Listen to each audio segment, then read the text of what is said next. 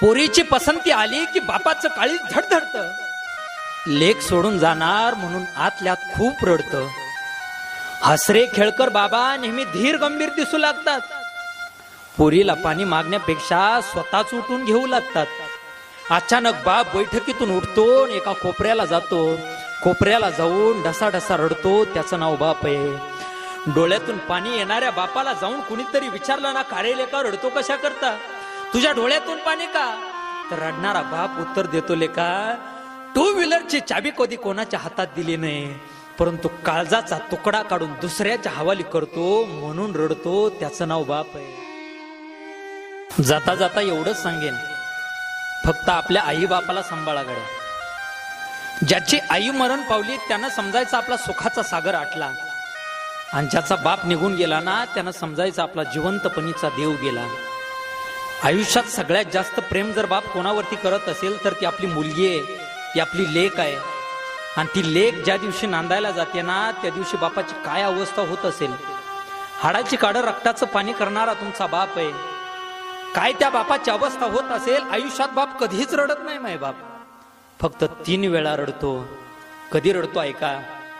पहिल्यांदा बाप रडतो ज्या दिवशी लेकीचं लग्न जमतं ना त्या दिवशी बाप धायमुखलं रडत असतो.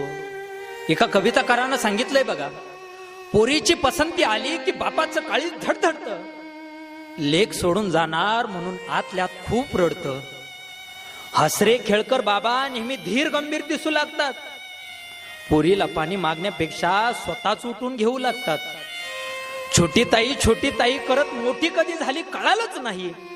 ए ताई, तुझ्या वाचून मला साधं पाणी सुद्धा गिळालं नाही.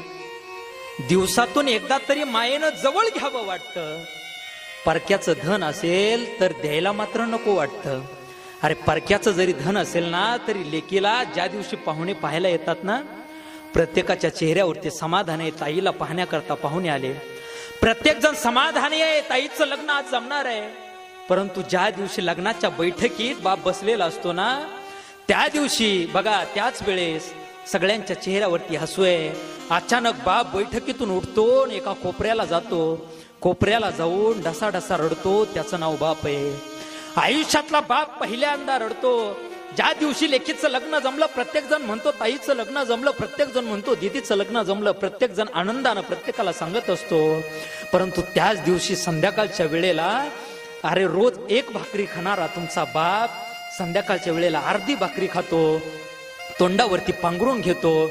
आणि तोंडावरचं पांघरून घेतल्याच्या नंतर बापाच्या अंतःकरणामध्ये प्रश्न निर्माण होतो, अरे उद्यापासून बाबा पोटभर जेवत असं बोलणारी ताई मला दिसणार नाही.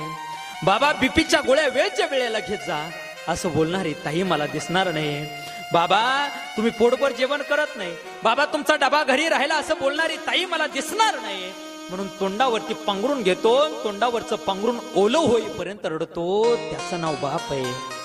आयुष्यातला बाप दुसऱ्या वेळा रडतो मायबाप ज्या दिवशी एकुलते एक ताईचं लग्न आहे. प्रत्येकाच्या अंगावरती नवे कपडे आहेत, बापाच्या अंगावरती नवीन कपडे आहेत. प्रत्येक जण आनंदानं नाचतो. ताईचं लग्न आहे. प्रत्येक जण आनंदानं नाचतो. दीदीचं लग्न आहे. अरे बाप मात्र लग्नाच्या वेळेस त्या जेवणाच्या हॉलमध्ये जातो. कोपरापासून हात जोडून पाहुण्या रवळ्याला विनंती करतो, काका भरपूर जेवा बर का माझ्या ताईचं लग्न आहे, काका भरपूर जेवा बर का माझ्या दीदीचं लग्न आहे. पाटलाला सांगतो, काकूला सांगतो, काकीला सांगतो, अख्ख्या गावाला सांगतो, पोटभर जेवा, एकुलते एक लेकीचं लग्न आहे. बापाच्या डोळ्यामध्ये आसवाच्या धारा वाहत असतात. अरे हातामध्ये प्रत्येकाच्या तांदूळ दिलेले असतात. आणि नवरी आणि नवरदेव त्या स्टेजवरती उभे असतात. आणि बाप मंडपाच्या एका कोपऱ्याच्या खांबाला टेकून उभा असतो. बापाच्या डोळ्यातून पाणी, आसवाच्या धारा येत असतात.